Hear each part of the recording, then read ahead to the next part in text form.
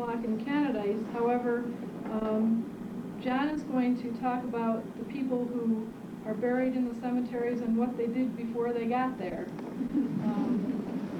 Before John got here tonight, he's had a very colorful and interesting life with Amy. John is a graduate of the University of Rochester. He and Amy were married in 1941, and they are less than a month away from their 55th anniversary.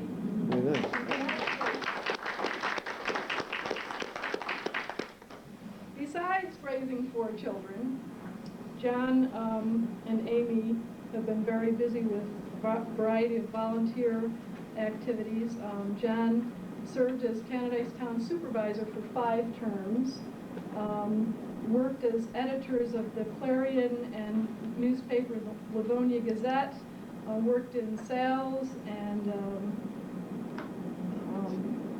management, was a founding trustee of the Community College of the Finger Lakes, was a member and president of the Honeoye School Board, secretary of the Honeoye Rotary Chamber and the Chamber of Commerce, trustee and lay leader with the Canadice Methodist Church.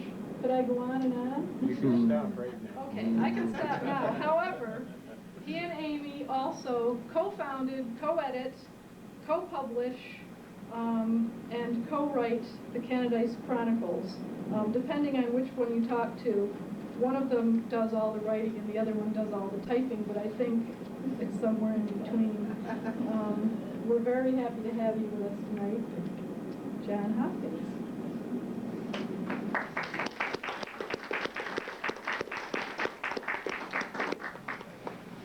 She said 55 years. Some reporter from her newspaper said, Mrs. Hopkins, had you ever thought of a divorce? She said, no. Murder? Yes.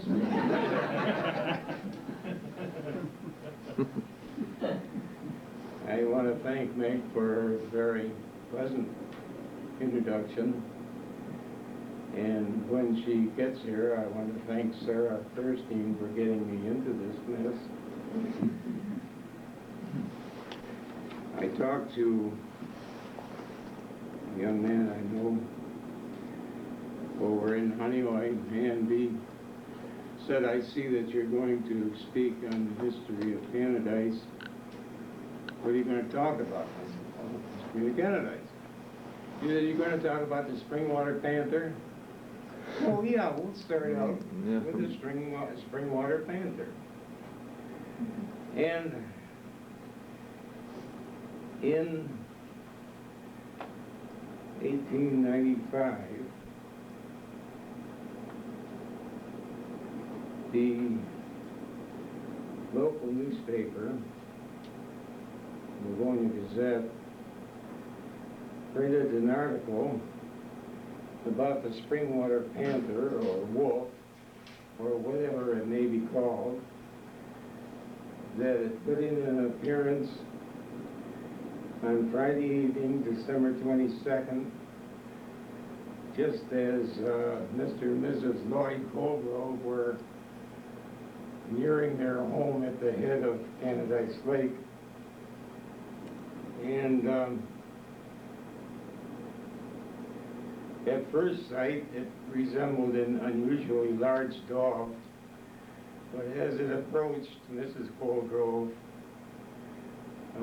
discovered the difference by the alarming and characteristic cry of the panther, which so terrorized her, she screamed, whereat the animal turned and with immense leaps retreated in the direction of the Bald Hill Wood. From what could be seen of the beast in the twilight, the Colgroves agreed that its length was no less than 6 feet, that the head was massive, its limbs short and stocky, and its color apparently that of a fox.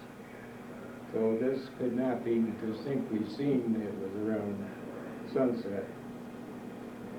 And at the close of the recent thaw, the animal again visited the premises of Mr. Colgrove, removed from the limb of a pear tree a hog's tongue and liver, suspended at least 8 feet above the ground, and the animal left a footprint, a paw print in the snow, which froze, and a cast was made, and they exhibited the cast in the store of C.E. Densmore in Springwater. The foot was 4 inches wide, 5 inches long, and it looks like that of a very large dog, but it doesn't belong to a dog. It was a Springwater panther. When we first came out here in 1848, we were told about the Springwater panther and how scary he was. I haven't seen him, but so many stories have circulated that I think if we have a motto and a mascot, it should be a panther. Canadice started in the years after General Sullivan came through here. The exact date is 1795, when a party led by Aaron Hunt came up from Elmira through Maples and up the valley to the head of Honeoye Lake. He was the first settler to live in what we now call Canadice. And with him was a young man named Holden, who married Hunt's daughter, and who went on to bigger and better things by becoming an expert in designing mills and building them. And I am thankful to Mark Ertl for doing the research on the mills that were very common in this part of the country.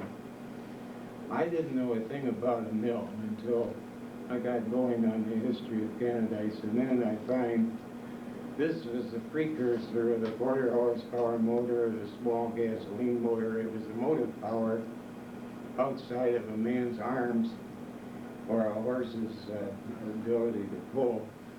This was the motor that could be used to do all sorts of things. First of all, to grind grain, make flour out of it. Then they learned how to saw wood with them. They learned how to shape metal with the hammer mill, and did all sorts of tasks that required a lot of power. How they made the mills was to impound water in a creek until they had a large pond. And then when they wanted the mill to work, they loosened the top of the pond, let the water flow out across the mill wheel, and that in turn turned the spindle or axis, which would grind grain and saw wood and do things of that nature. Right from the foot of Canadice Lake all the way to this town, Hemlock, there was Canadice Creek with a good drop to it and a good flow of water. And place after place constructed mills along that creek. And the area was called Dixon Hollow. There was a Dixon Hollow Road. People coming out from Rochester didn't go to Honeoye. They sailed through Hemlock, went south, and then at about the beginning, well, where Sandy Waldice lives, turned left and followed the creek up, and that was the Dixon Hollow Road, and it came out at the foot of Canadice Lake. The first mill was made by Peter Hopkins, who lived at the beginning of the creek that drained Canadice. Peter Hopkins, parts of his house are still there. For a while it was owned by Ed Spencer and his wife, and then it was bought by a doctor, and then somebody else bought it. It was at Peter Hopkins' house that the first town meeting was held. We were smart in those days, us men. We kept you women from voting. We kept people who didn't have land, didn't have a large holdings from voting. We kept Indians from voting. We kept blacks from voting. It wasn't very democratic. There was the founding fathers, and the lady said, where were the founding mothers? But it started out that way, and gradually we got smarter, and we were forced to allow other people to vote. So now you can just drive up and get a license or permission to vote when you get your automobile license. I mentioned Sullivan. He came through here with an army of about 3,000 men. They gathered, they formed the army in Elmira, came north, had a pitched battle against the Indians at Newton, and that was the only battle that he encountered. The rest of the time he came up the east side of Seneca Lake to the present site of Geneva, westward to the present site of Canandaigua, westward to the present site of Honeoye, and presumably crossed over the foot of Canadice Lake until the advance party penetrated as far as Little Beards Creek near Tylerville, where the people were ambushed, suffered some pretty bad atrocities, and that's where your Parker Boyd Monument is located. To commemorate that high point in Sullivan's invasion of western New York. They did destroy grain, other material that the Indians had stored for the winter. They did drive the Indians before them so that the Indians sought security against the Americans under the protection of Fort Niagara in Niagara County. And from there on in, no Indians existed in Canadice until just recently, when in 1990 there were 10 of them counted, but in 1800 there was none. So this was Indian-free country. However, one historian said that back in the 1600s there were the Munwees and the Munsees, and the Munsees went after the Munwees and destroyed them all except for one Indian maiden by the name of Annalee. who was captured, tied to the belt of the Indian chief named Micmac, and this is a pretty wide yard cloth, tied to the belt of Micmac, who sat down later on to have lunch, and she reached into the scabbard that he had, took out his knife and plunged it into his dum-dum, therefore killing him, then took off and leaped from a crag into Canadice Lake. Good story, but I can't find the crag on Canadice Lake because there isn't any. But it makes a good story, and Annalee does rhyme awfully well. It's like Edgar Allan Poe. It rhymes awfully well when you write a poem about it. Sullivan's expedition was very important on two levels, the international one and the local one. When Washington was in charge of our ragtag and bobtail bunch of Americans against the trained Hessians and the trained British soldiers, he was able to win some rather significant battles.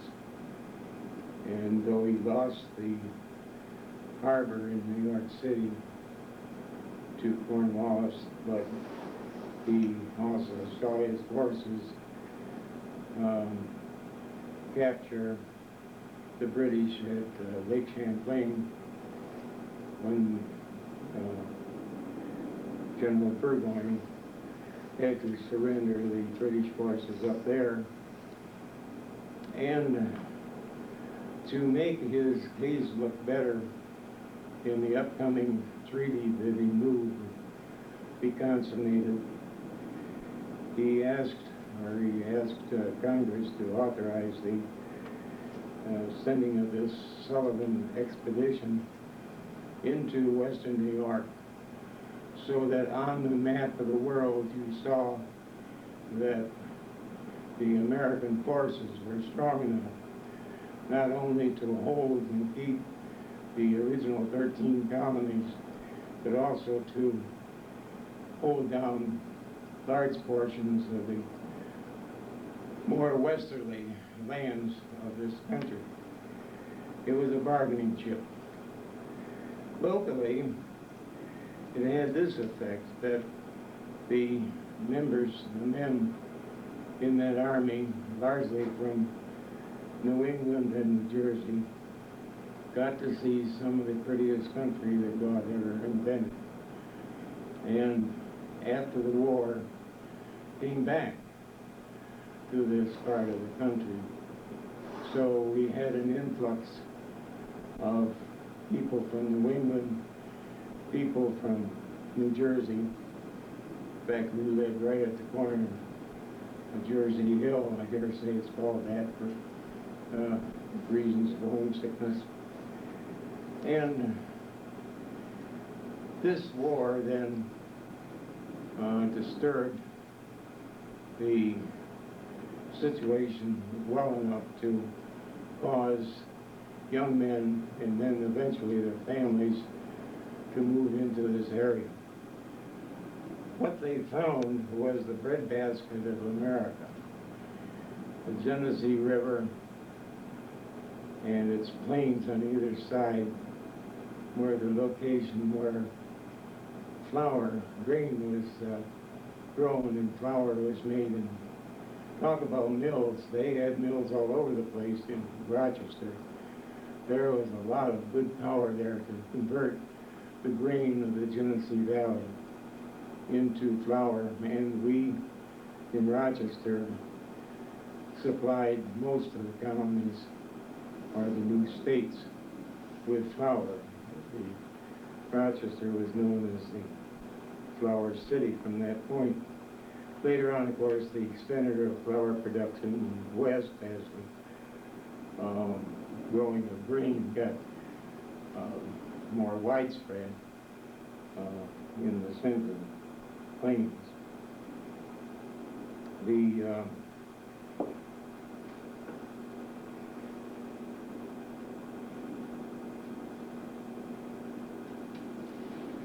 town of Canadice was a little bit off the mainstream of the flow of flour to Rochester, but we did want to export something to get cash back, and one of our ways of exporting grain was not by grain itself, but by whiskey.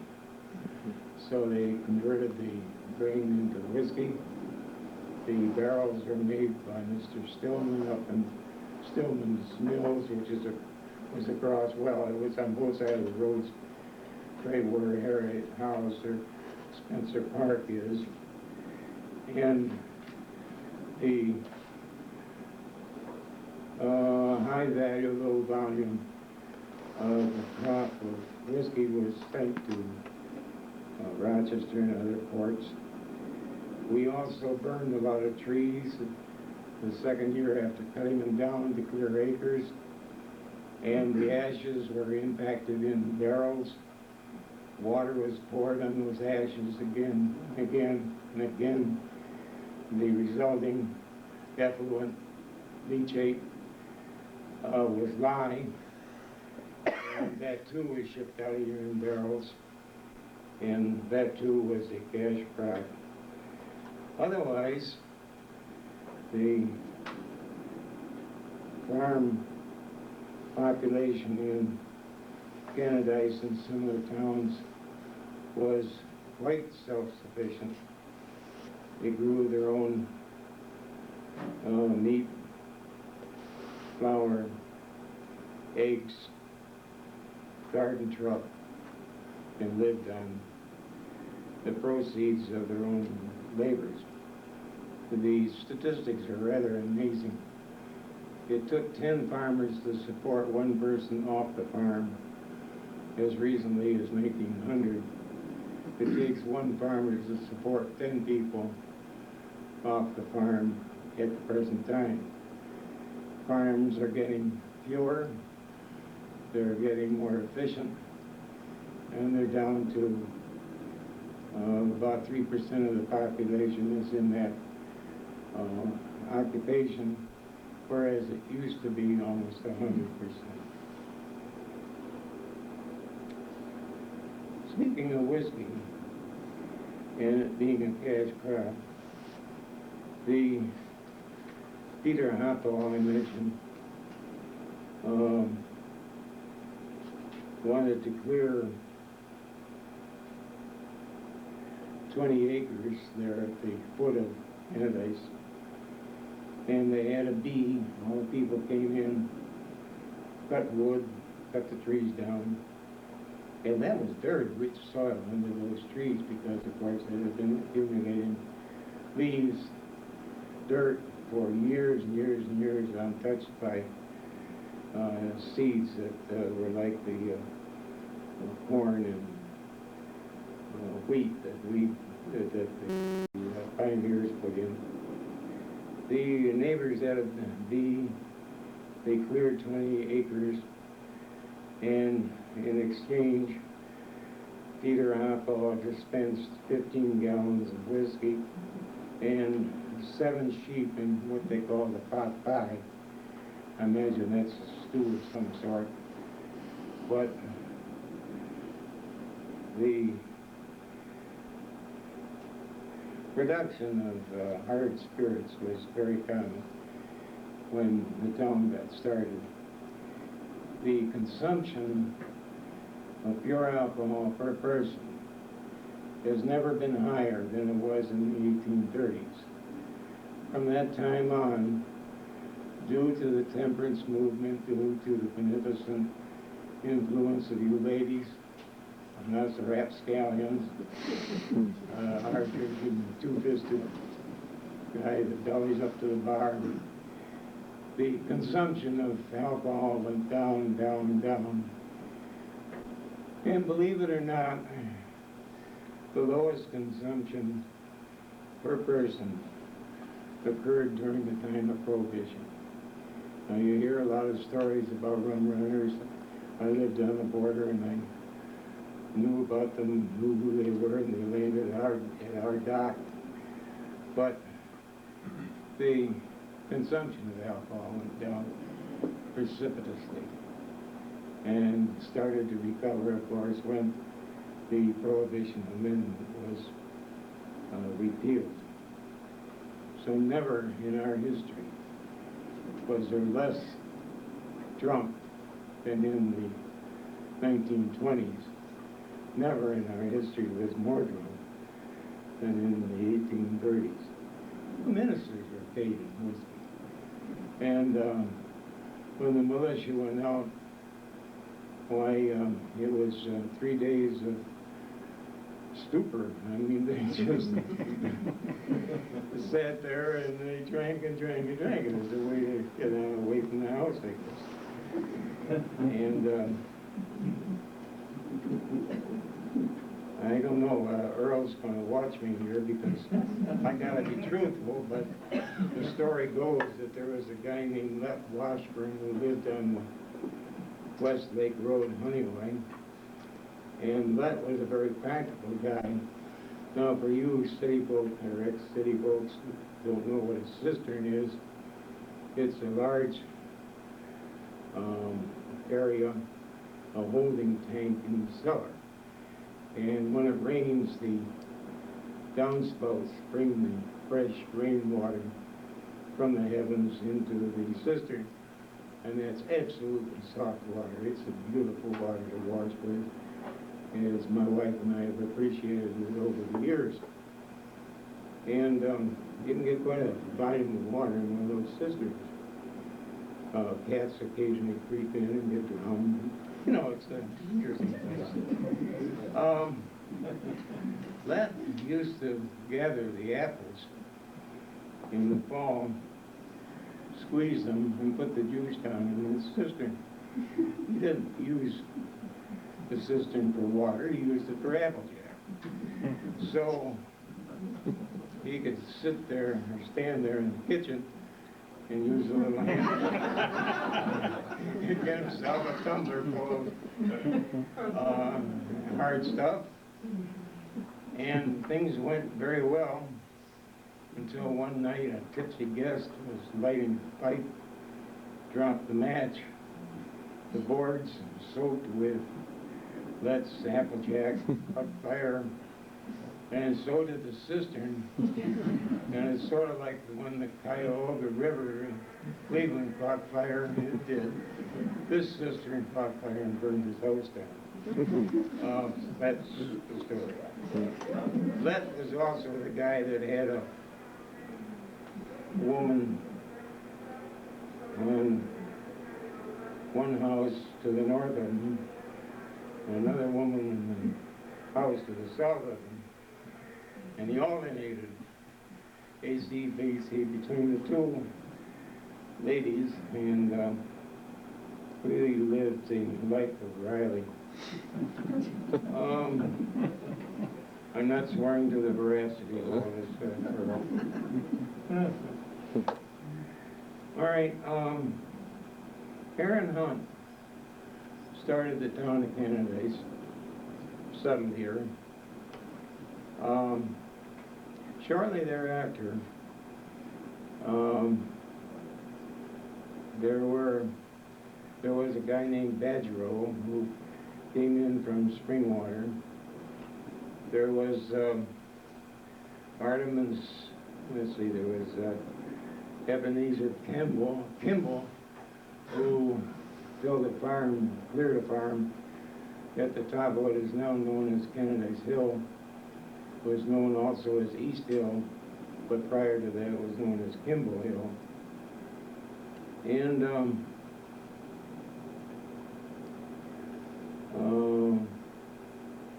there's one more of these guys. that came in from here we are, Gideon and John Walker, and Josiah Johnson, settled at the foot of Canadice Lake. So you had people coming in from 4 different sources. The first one was Aaron Hunt from Naples, but the other 3, one from Springwater, the other one's from New England, settled other parts of the town. Canadice in those days was known as the Texas of Ontario County. Why Texas? Well, Texas was the place where the bad people went. When the guy couldn't, when he was fleeing the cops, when he was an outlaw, he went to Texas. And for a time, Canadice was rough and unruly. But as the Australians found, even though they too were outside the law, as they found, you can't run a town unless you do abide by rules. And so Canadice came to its senses. The people who had been these wild Texans settled down and behaved themselves so that they turned into good, decent, law-abiding civilians. Canadice was created by an act of the legislature in 1830 on April Fool's Day. And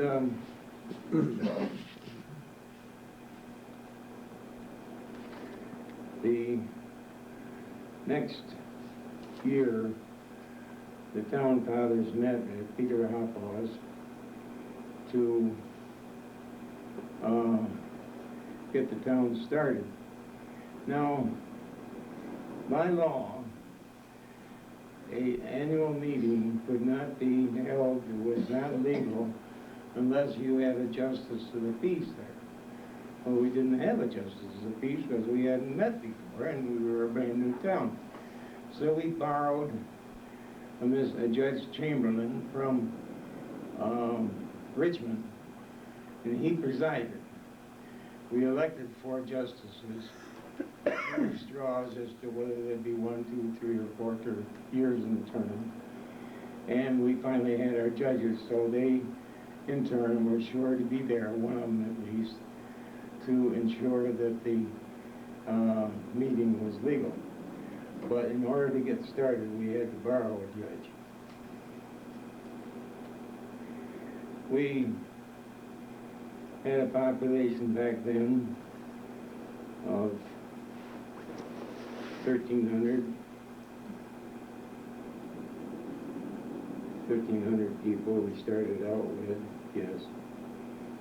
And from that time on, until 1950, the population of Canadice sank down until in 1950 there were only 303 people and they had 36 square miles. Now that's pretty thinly established, and Earl remembers empty houses. The house that we lived in was used for grain storage. For all intents and purposes, it was a dead town. After 1950, and it wasn't just our kids alone that caused this explosion of population, but they helped. The town picked up in numbers, and now it's approaching 2,000, greater than the amount that we started with.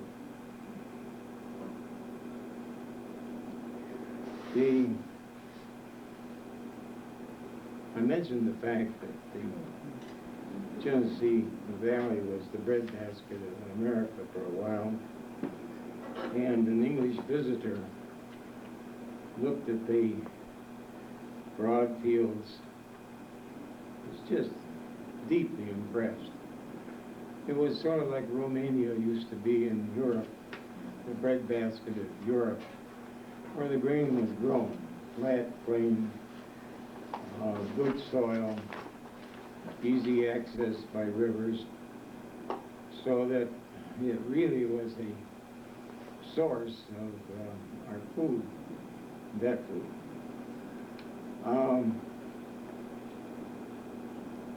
There was one fly in the ointment, and that was the Canadian thistle. And the thought was at the time, the ecologists were sure that the Canadian thistle would take over these broad fields and completely destroy them by being an unruly and unmanageable weed. So we, in Canadice, and I dare say other towns,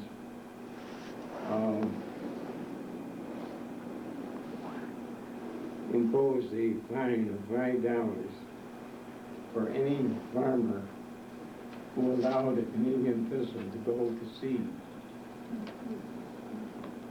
And $5 in those days, believe me, was $500 right now.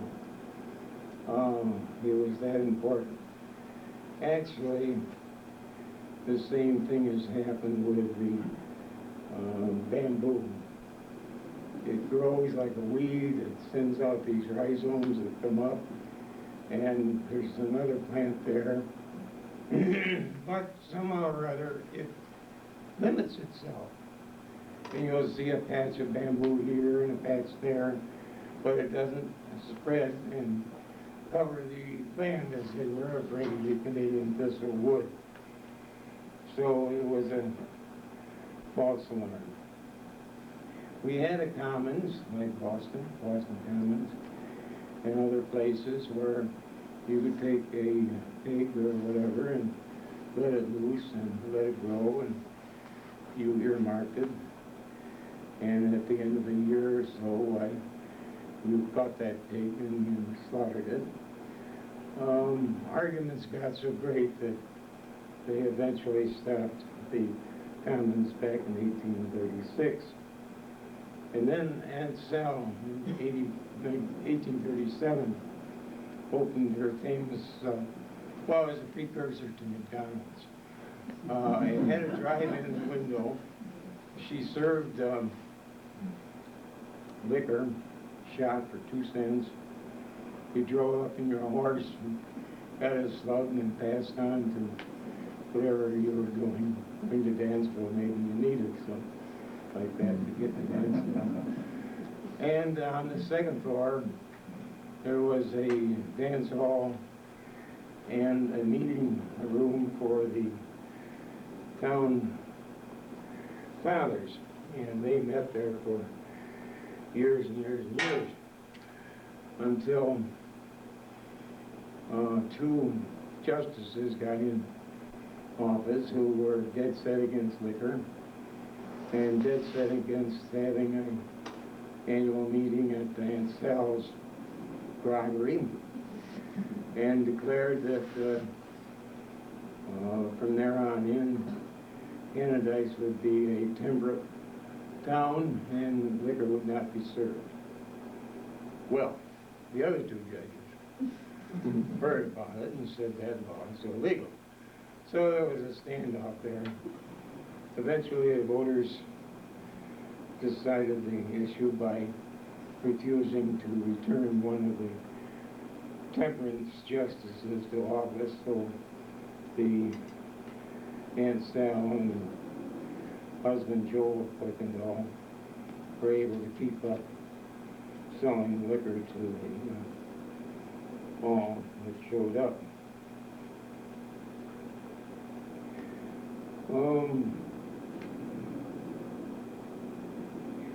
The crops that could be converted into cash were hay, potatoes, apples, butter, cheese, grain. Very seldom did a citizen of Canadice buy meat. He slaughtered his own hogs in the fall, put them up his hands, salted them. Some items were kept in ice houses. The old timers cut the ice from Canadice Lake with a saw, one-handed saw, and then the horses came, pulled these cakes of ice out. They put them on wagons and took them up to the various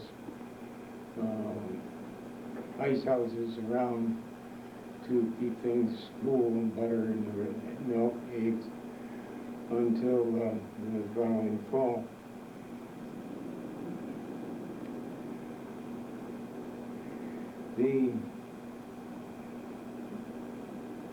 One of the places where the town received newcomers was the foot of Canadice Lake, and it's a very interesting story there in between the leaves of old history books. It became known as Spencertown, from a Spencer family who lived in a town near Albany, moved over to Canadice, proliferated, and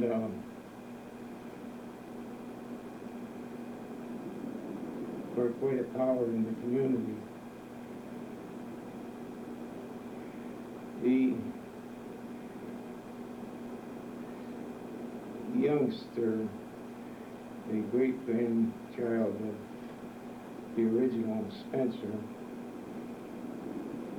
was told the family history, and it seems the family secret was that his great-grandfather was part Indian. He disappeared and has never been heard of since. So great was his shame over the fact that he had Indian blood. Incredible to us today, but the fact that a person was part Indian was enough to destroy his reputation, to cause him to disappear, and eventually the Spencers disappeared, the entire family moved up to Canada. But odd that something like that would go on. The population by 1850 was down to 1,000, and it was 10 years later, and was down to 1,026, that the city of Rochester enters our picture. And one of the reasons why we're here tonight is the city of Rochester indirectly. Okay, the city received the grain from the Genesee Valley. It became a boom town in the 1820s, 1830s. There was small towns grew up along the Genesee River. They had open sewers, ditches, drainage ditches, and they thought nothing of pouring everything into the Genesee River, which is a no-no now, but at that time was not. So by the time this magnet sewer got to Rochester, that water was fit for only two things. One was to put out fires, and the other one was to fill horse troughs. And of course there were a lot of horse troughs because there were a lot of horses. But no one dared drink the stuff. And talk about the Cuyahoga River, I imagine it was similar. So the city fathers knew they had to do something to get fresh water. It was all right when Rochester was small. They dug wells, dug them, didn't drill them. And often, however, the wells were dug near their septic tanks, the septic systems, and that wasn't a very good solution. So the city, they put its brains in motion decided to tap the water that lay 30 miles to the south with quite a fall of gradient. And they did. The first conduits supposedly were hollowed out logs, but when they got serious about it, it was cast iron, and the water came up in reservoirs at Rush and Highland Park and Cobb's Hill to be aerated after its journey through the conduits, and then spread through the city in their pipes that ran down along the side of streets underground.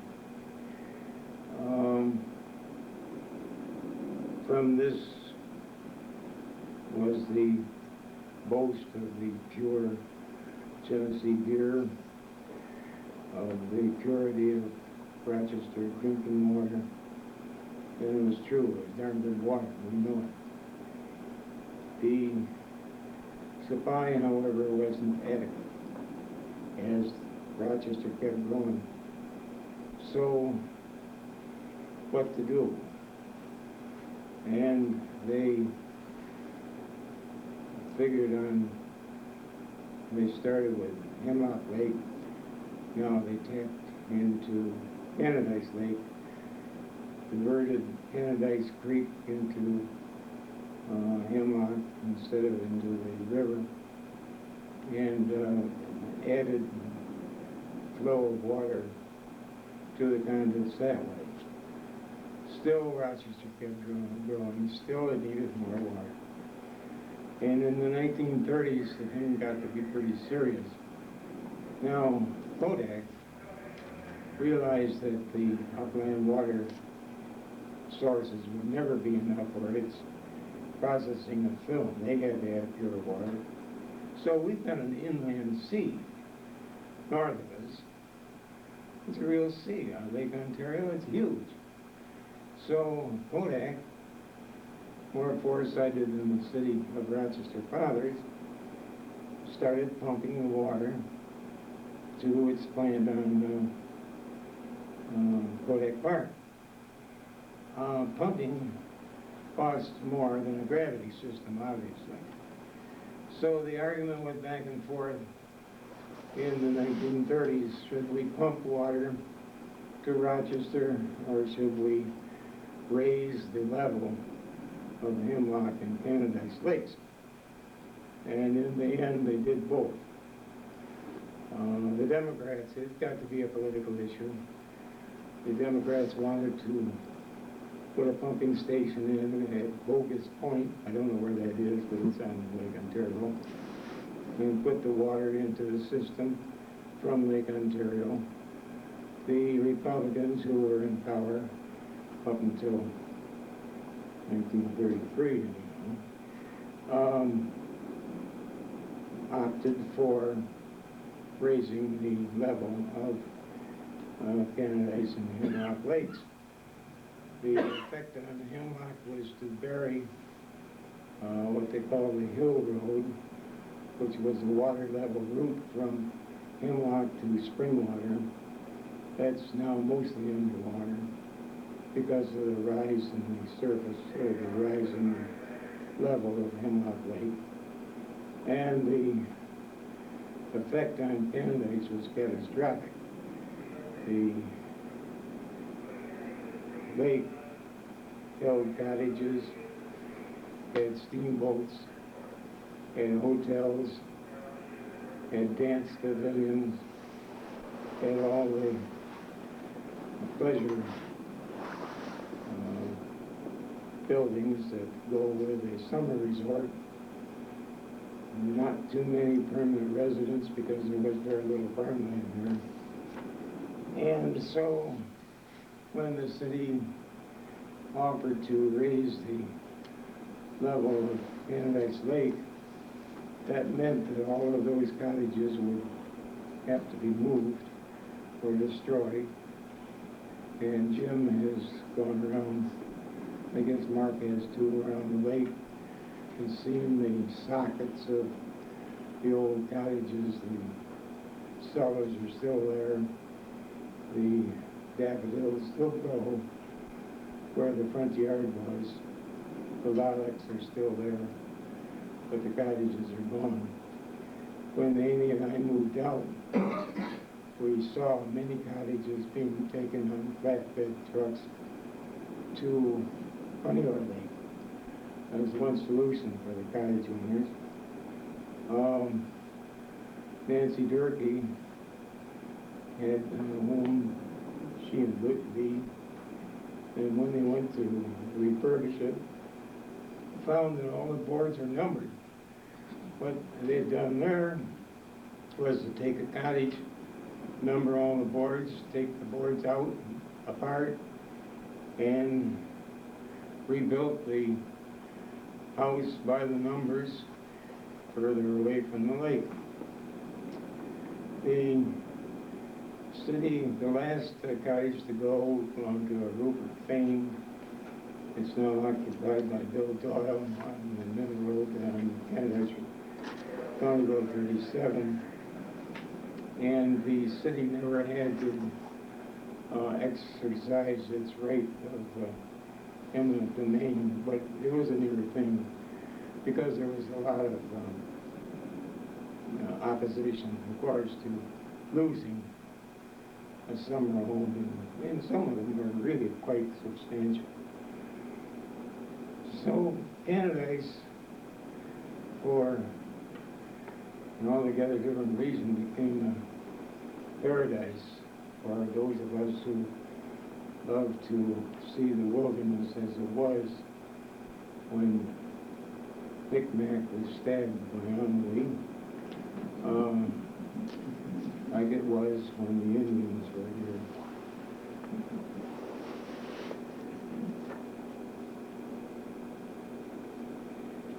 I can't help but put in a plug for our Strawberry Festival. We had the first one in 1879. That was down at the foot of Birch Hill on Canadice Lake, where there was a pavilion, and people could dance in the pavilion or hold meals and so on. By this time, the population's down to 895, and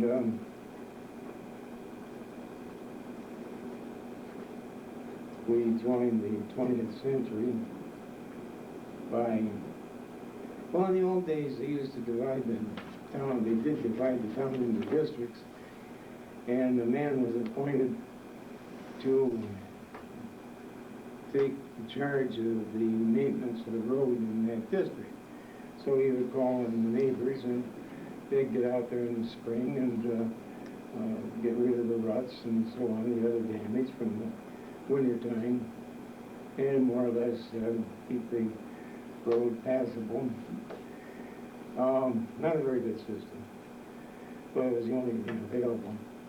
But with the coming of the internal combustion engine, we in other towns had the opportunity to go to what they call the money system. And we're so familiar with it that you don't know what a money system is, and I didn't either.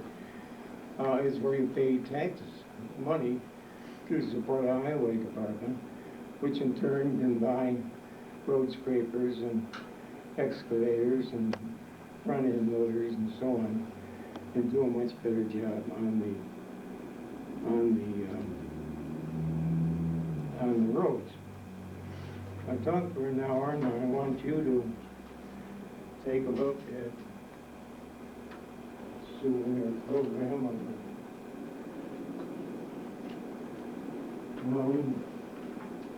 if you have questions, that's again.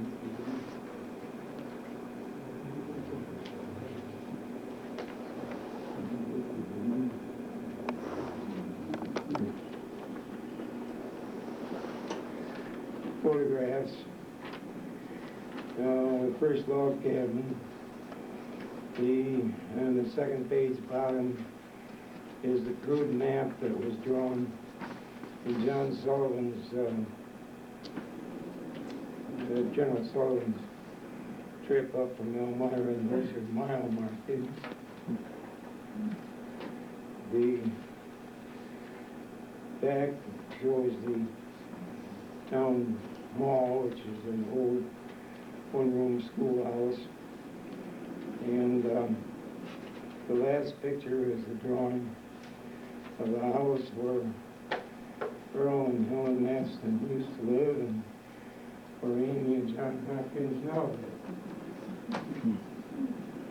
I expect that you'll have an opportunity to read the text later on, but it does give you an introduction to the history of our town, which I'm very proud of. I haven't seen anybody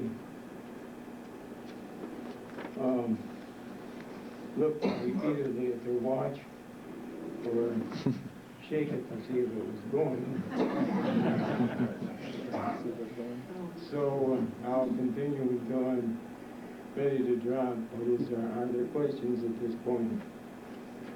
Yes, sir. Was Dixon's Mill a grain mill or wood mill? There was a series of mills. You see the water flowed on Canadice Creek over to the river, and every once in a while somebody would impound the water and use the mill. They cut lumber there. Lumber was shipped in here to Hemlock and put on the train and shipped out. So there were a series of mills along Dixon's. There's a woolen mill there too, wasn't there, I believe? I didn't know that. Yeah, I think there's a woolen mill and sawmill certainly. So there were a series of them. All you had to do was to get running water. Not all the time. I mean, you could get it and impound it and use it when you needed to. Which is what I didn't understand. That I thought you had to have continuously running water, but no, you had a pond and you used the water in the pond. There was a question down here? Yeah. A footnote for your information. Yes. That in 1831, there was a flight of the wheat here. And at that time, the canal had opened, and there were people moving west out of the area. And they found that the Midwest lands grew the wheat better. This is why the change of the city of Rochester from the FLOUR city to the FLOWER city. Yeah. It for a while it was, but the milling, the growing of wheat and the milling of it moved to the west. Buffalo was a focal point, and then Cleveland and further west. The land out west was cheap, and I'll tell you frankly, a guy in Canada clears the land off. He's given an offer of 4 cents an acre. He can buy land in Ohio for 2 cents an acre. He's no fool. Sells out, goes west. Great many did that. Oh yes, we have, well, Decker Hopkins left here after doing that, and he populated just half the state of Michigan. And I just got a letter from Mrs. Hopkins. She's a descendant, her husband was. I haven't read it yet, but Decker really populated that state because these guys were go-getters. They sold their land here and went west and built up another farm. Yes, sir. When you mentioned foot of Canadice Lake, you mean the outlet of it or the? Yes. Yeah. A lot of people get. Spencerville? That was Spencerville, right. Spencerville. And I think it was known as Frog Point too, but I'm not sure. It's a little bit doubtful in my mind that that was Frog Point, but there was one down there in the old Cosmo farm, and that was in that area. The first schoolhouse was there in Spencerville, and Spencertown rather. And that was where the Canadice Hollow Road is. It was a large group there. You see, the town never really coalesced. Now you take a normal town, they have a crossroads in the center, and somebody puts in a grog mill, then somebody puts in a church to redeem the person that was in the grog. And then they put in a cemetery to take care of the guy that was, you know. And then they have a clothing store to dress them up and when he's a corpse. One thing led to another. And that never happened in Canada. We never got that full lessons. We had a couple stores and they died. People would buy groceries at Hemlock Collins's grocery for years, or they bought groceries in Springwater or in Honey. And the summer visitors, very often the people that lived here would get a boat of women and make baked goods and go around the lake and sell the baked goods to the summer visitors. And of course the summer visitors, there was no vacation for the woman. She was out there cooking just like she did when she was back on Hurley Street in Rochester. But it was fine for the gentleman. Now, I was wondering about the fact that the town never coalesced. I guess that's a result of the topography. Really maybe between two lakes and not at the head or the foot of either one, no major roads. Canadice defeats itself in its topography. The main roads are north and south. The crossroads are ghastly in most cases.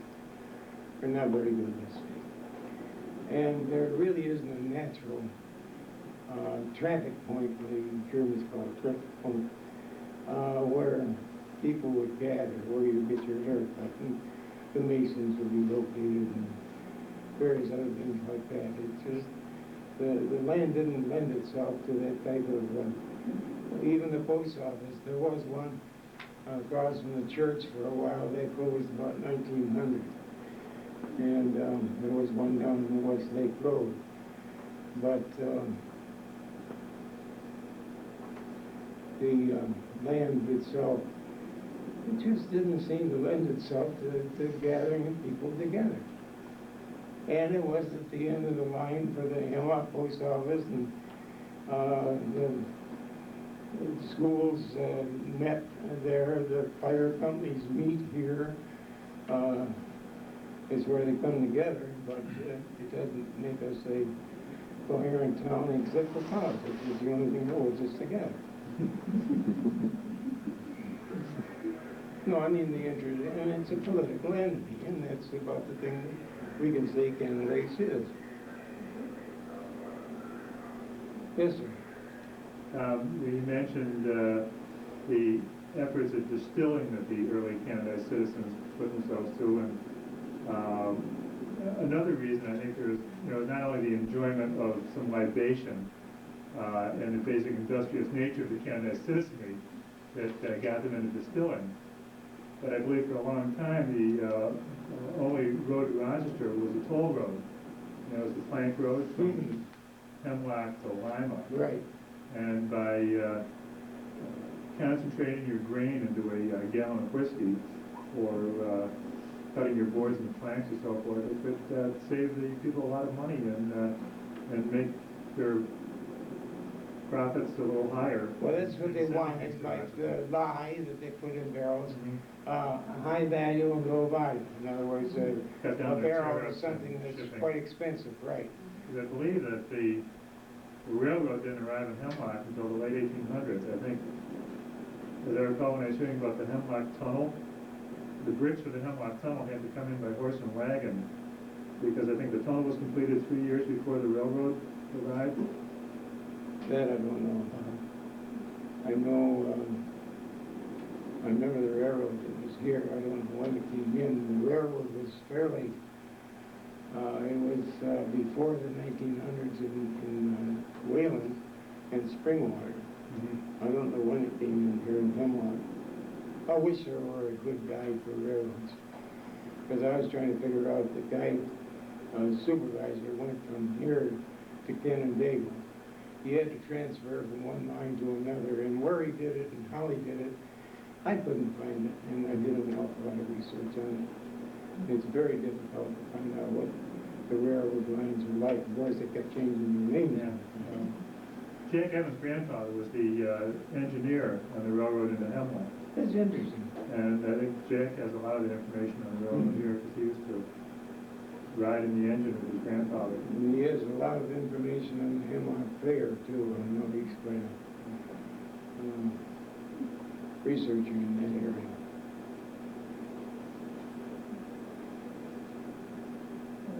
Yes, sir.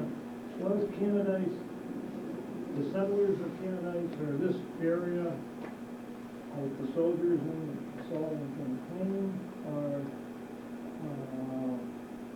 you know, like part, like the military track to the east of us here, where they were, depending on your rank, they were awarded so much land?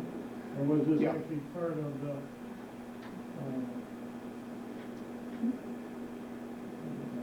Phelps? Well, the Civil War, I know about the situation.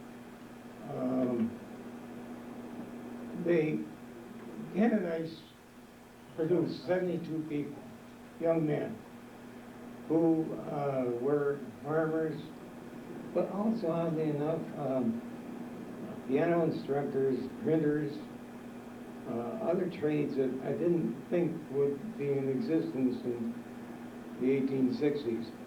And they were given a bonus by the state, and they were given a bonus by the town for enlisting. And the 72 that we sent was percentage-wise the highest in Ontario County.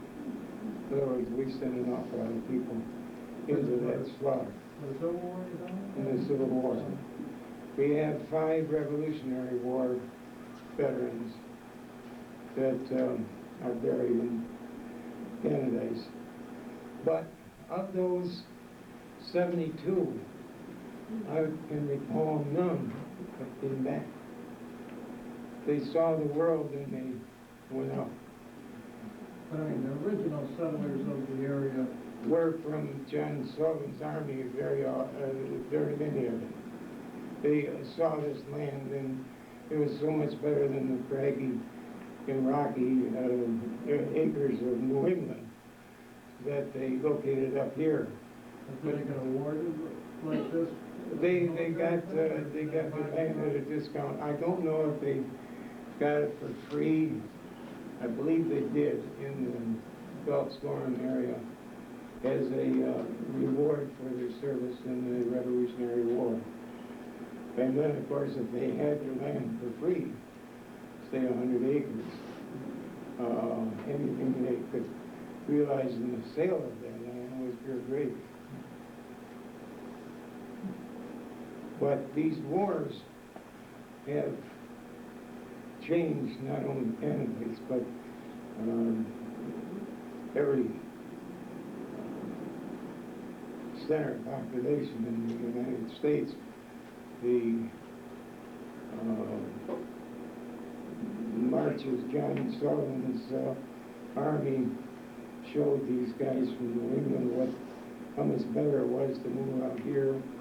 The experience of Civil War veterans led them to locate throughout the country.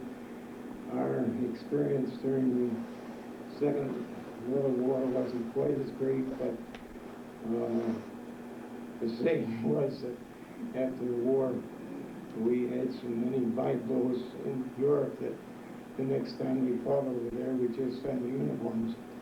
We already had populated the country with young people. So wars have a tendency of making those changes, and those 3 wars affected increased quite a bit as they affected other communities. Thank you, John. That was Okay. wonderful. I just thought of another walk we're going to schedule for next year. How about in search of Annalise Craig? You got it.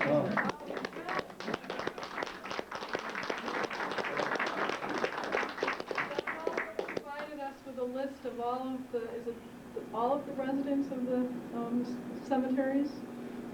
It's the 4 main cemeteries. Now, we missed the one that is on 15A, opposite Clerkenwell Hill.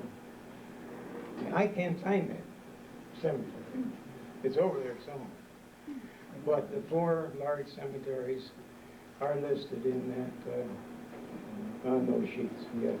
That's on the table back there. That,